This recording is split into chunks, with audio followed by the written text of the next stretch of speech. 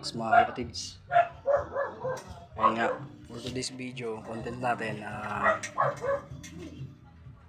titignan natin yung kapatid ni Kak 31. Ito na nga siya. Ito na yung kapatid ni Kak 31 mga kalapatids. Salamat, buhay sila kasi nahirapan tayo. First clutch Kak 31, may nismit siya, hindi siya nakauwi ng yung white feather natin of color. Kak 31 lang ang nakauwi ng 31 km. Malapit pa lang yun mga kalapatids. Ito pang limang clutch na to. Pangalawa, pangatlo, pangapat, hindi nabuhay, laging nababasag yung yung itlog nila. Kaya ngayon, eto na, may similya, naging sisiw na sila. Salamat, nabuhay. Tingin ko sa kulay na to mga kalapatids, plain check siguro to. Ang itim ng kulay niya, manang mana sa tatay. May pagkaborga. Yung isa naman mga kalapatids, tingin ko rin ito parang magiging off color. Ayun nga, yung pakpak ko, laktaw yung yung mga dugo ng itim, may awang na puti. Sigurado off color labas nito. Pitong araw natin sila malalagyan ng kalapatids, sing-sing, kasi nga hindi pa pwede, matatanggal pa.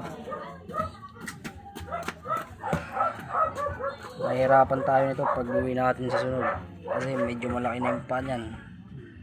Sigurado ko lalagyan natin ulit ng mantika pag nilagyan natin ng ring.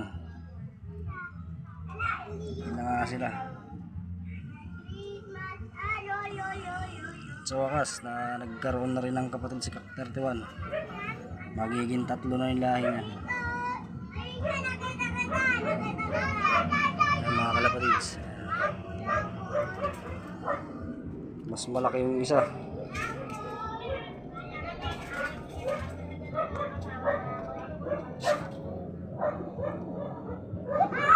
Ayun mga yung kalapatids, yung nanay tatay nila. Ito pala mga kalapatids, nangitlog kahapon. Ayan, kaso nagkamali sila. Eto, basag. Sayang, unang itlog pa naman sana nila to. Dito nangitlog sa may sa may screen, nakapakan siguro. Nakita natin yung kaninang umaga. Sayang lang.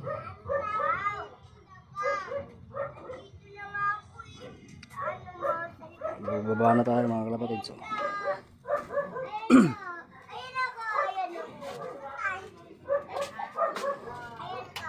Ito nga yung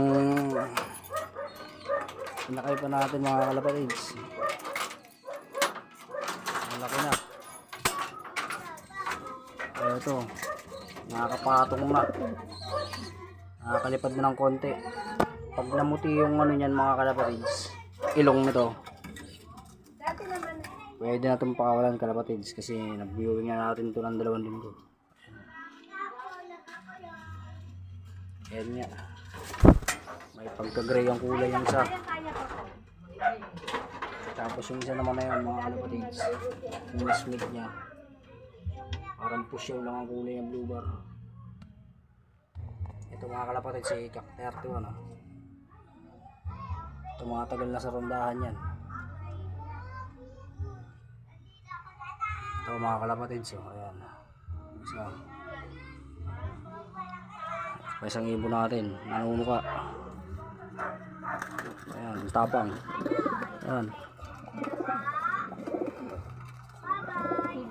Tapang ito mga kalapatids. Namamalo-malo pa.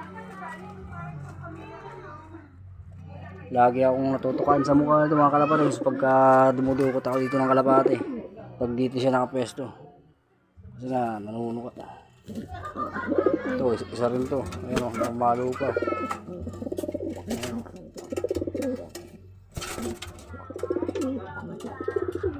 isa, mga kalapatids. So, laging nasa bababa to si si Baliling. Medyo mahilap konti.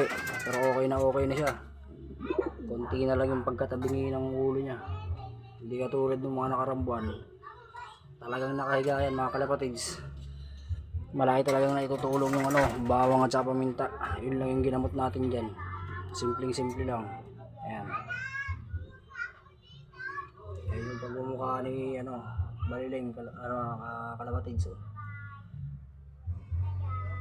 Ayan. Malaking ibon yan mga kalapatids.